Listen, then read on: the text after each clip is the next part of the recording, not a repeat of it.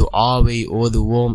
இந்த துஆவின் மூலமாக நாம் நடக்காது என்று நினைத்த காரியத்தை கூட அல்லாஹ் நடத்தி வைக்கின்றான். ஒரு விடயம் நம்முடைய வாழ்க்கையில் நடக்காது என்று நினைத்திருப்போம், அந்த விடயத்தை கூட அல்லாஹ் நடத்தி வைக்கின்றான். அல்லாஹ்வினுடைய நேரடி உதவியை பெற்றுத்தரக்கூடிய மிகச்சிறந்த ஒரு துஆவை தான் நாம் இன்றைய வீடியோவில் பார்க்க இருக்கின்றோம். அன்பார்ந்தவர்களே, அல்லாஹ்வின் நல்லடியார்களே, அதிகமானோர் நம்முடைய சேனலை சப்ஸ்கிரைப் செய்யாமல் பார்த்து கொண்டிருக்கின்றீர்கள். நீங்கள் சப்ஸ்கிரைப் செய்து லைக் இடுவதன் மூலமாக நமது சேனலில் உள்ள வீடியோக்கள் இன்னும் பல சகோதரர்களுக்கு கொண்டு போய் சேர்க்கப்படும். அவர்கள் அதனை பார்த்து பயனடைந்தால் அதற்குரிய கூலியை அல்லாஹ் உங்களுக்கும் வழங்குவான். அன்பார்ந்தவர்களே, அல்லாஹ்வின் நல்லடியார்களே, ஒரு மனிதனுடைய வாழ்க்கையில் நடந்த உண்மை சம்பவம். அந்த மனிதன் இந்த துஆவை ஓதினார்கள். அல்லாஹ் அவருக்கு எப்படிப்பட்ட உதவிகளை வழங்கினான் என்றால், அவர்களுடைய அனைத்து விடயங்களையும் அல்லாஹ் சீராக்கி அந்த மனிதனை விடுதலை செய்தான். அந்த அளவுக்கு சிறந்த ஒரு துஆவாக இந்த துஆ இருந்து கொண்டிருக்கின்றது. ஒரு அரசன் தன்னுடைய நாட்டிலே ஒரு கைதியை பிடித்து வந்து அவர் சிறைக்குள் அடைக்கிறார். அந்த மனிதரோ ஒரு அப்பாவி மனிதர். ஆனால் அவரை சிறையில் அடைத்த அந்த அரசன் அவருக்கு 3 நாட்கள் மிகவும் கொடிய தண்டனைகளை கொடுக்கிறார்கள்.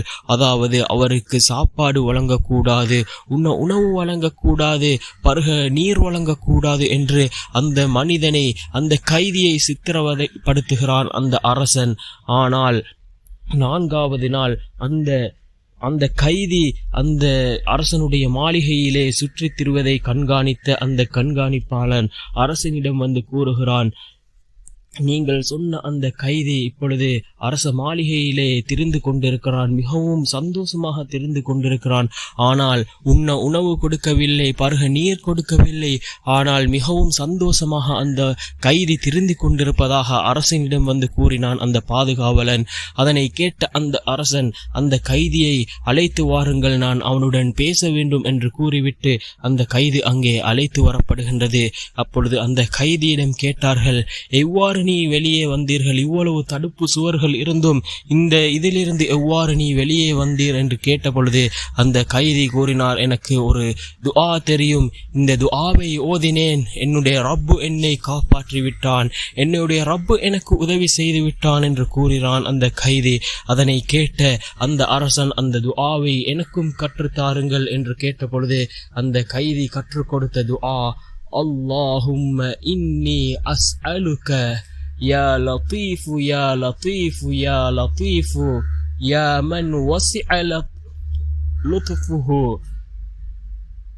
அஹ்லஸ் ஸமாவாதி வல் அர்தீன அஸ்அலுக அல்லாஹும்ம அன் தல்துஃப பி من خفي لطفك الخفي الذي إذا لطفت به لأحد من عبادك كفى فإنك قلت وقولك الحق المبين الله لطيف بعباده يرزق من يشاء وهو القوي العزيز. மீண்டும் ஒரு முறை இந்த துஆவை ஓதுகின்றேன். اللهم إني أسألك يا لطيف يا لطيف يا لطيف يا من وسع لطفه أهل السماوات والأرضين أسألك اللهم أن تلطف بي من خفي لطفك الخفي الذي إذا لطفت به لأحد من عبادك كفى فإنك قلت وقولك الحق المبين الله لطيف بعباده يرزق من يشاء وهو القوي العزيز. இந்த இறுதியாக வரக்கூடிய அல்லாஹு லத்தீஃபும் பிஇபாதிஹி யர்ஸுகு மை யஷாஉ வஹுவல் கவிய்யுல் அஸீஸ் என்று வரக்கூடியது இது குர்ஆனினுடைய வசனமாக இருந்து கொண்டிருக்கின்றது. அன்பார்ந்தவர்களே, அல்லாஹ்வின் நல்லடியார்களே, இந்த கைதி இந்த துஆவை ஓதினார்கள். அல்லாஹ் அந்த கைதிக்கு அல்லாஹ்வினுடைய உதவியை வழங்கினான். யாருமே வெளியே வர முடியாத அந்த சிறையிலிருந்து அல்லாஹ் விடுவித்தான். அதே போன்று அந்த அரசனுடைய உள்ளத்தில் இந்த கைதியை பற்றிய நல்ல எண்ணத்தை அல்லாஹ் விதைத்தான். அந்த அரசனுக்கும் இந்த துஆவை கற்றுக் கொடுக்கும் அளவுக்கு அந்த கைதியினுடைய பண்புகளை அல்லாஹ் மாற்றினான். அன்பார்ந்தவர்களே, யாரும் நினைத்திருக்க மாட்டார்கள் அந்த கைதி அந்த சிறையில் இருந்து வந்திருக்கும் என்று யாரும் நினைத்திருக்க மாட்டார்கள். அந்த கைதிக்கு உணவளிக்கவில்லை, பருக நீரளிக்கவில்லை. ஆனால் அல்லாஹ் இவை அனைத்தையும் அந்த கைதிக்கு வழங்கினான். அன்பார்ந்தவர்களே, அல்லாஹ்வின் நல்லடியார்களே, நாமும் பல இக்கட்டான சூழ்நிலைகளில் இருந்திருப்போம். இப்படிப்பட்ட துஆக்களை மனனம் செய்து கொள்வோம். அந்த சூழ்நிலைகளில் நாம் இந்த துஆக்களை ஓதுவோம். அன்பார்ந்தவர்களே, அல்லாஹ்வின் நல்லடியார்களே, நம்மில் சிலர் கொடிய நோய்களில் பாதிக்கப்பட்டிருப்பீர்கள். அதாவது மருத்துவர்கள் கூறுவார்கள், இன்னும் சில நாட்களே உயிருடன் இருப்பீர்கள் என்று கூறுவார்கள். அல்லாஹ்வின் மீது நம்பிக்கை வைத்தவர்களாக யக்கீனோடு இப்படிப்பட்ட துஆக்களை ஓதுங்கள். நிச்சயமாக அல்லாஹ் உங்களுடைய அனைத்து விடயங்களையும் சீராக்குவான், அந்த நோயை குணப்படுத்துவான். அன்பார்ந்தவர்களே, அல்லாஹ்வின் நல்லடியார்களே, எத்தனையோ விதமான அதிசயங்களை அல்லாஹ் நிகழ்த்தி இருக்கிறான். அதாவது இந்த நோயை குணப்படுத்தவே முடியாது என்று சொன்ன எத்தனையோ பேர்கள் குணமடைந்து மிகவும் ஆரோக்கியமான வாழ்க்கையை வாழ்ந்து கொண்டிருக்கிறார்கள். அந்த வைத்தியர்களே ஆச்சரியப்படும் அளவுக்கு அல்லாஹ் அவர்களுடைய வாழ்க்கையை அமைத்து கொடுத்திருக்கின்றான். அன்பார்ந்தவர்களே, அல்லாஹ்வின் நல்லடியார்களே, எல்லா விடயத்திற்கும் காரணம் நாம் அல்லாஹ் கேட்கக்கூடிய இந்த துஆக்களாக இருந்து கொண்டிருக்கின்றது. யக்கீனோடு கேட்க வேண்டும்.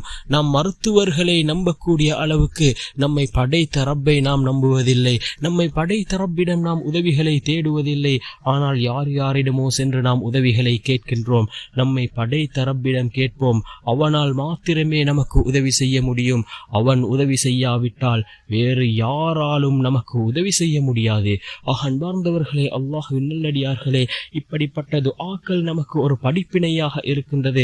அந்த மனிதன், அந்த கைதி எவ்வாறு அல்லாஹ்வின் மீது நம்பிக்கை வைத்தவர்களாக தனக்கு யாரும் உதவி செய்ய முடியாது என்ற அந்த நேரத்திலே அல்லாஹ் மாத்திரம் எனக்கு உதவி செய்வான் என்ற அந்த நம்பிக்கையில் அந்த கைதி இந்த துஆவை ஓதினான். அல்லாஹ் அந்த கைதியினுடைய வாழ்க்கையை அல்லாஹ் மாற்றினான். அன்பார்ந்தவர்களே, அல்லாஹ்வின் நல்லடியார்களே, நாமும் இப்படிப்பட்ட துஆக்களை ஓதி அல்லாஹ்வினுடைய உதவியை பெற்றுக்கொள்வோம்.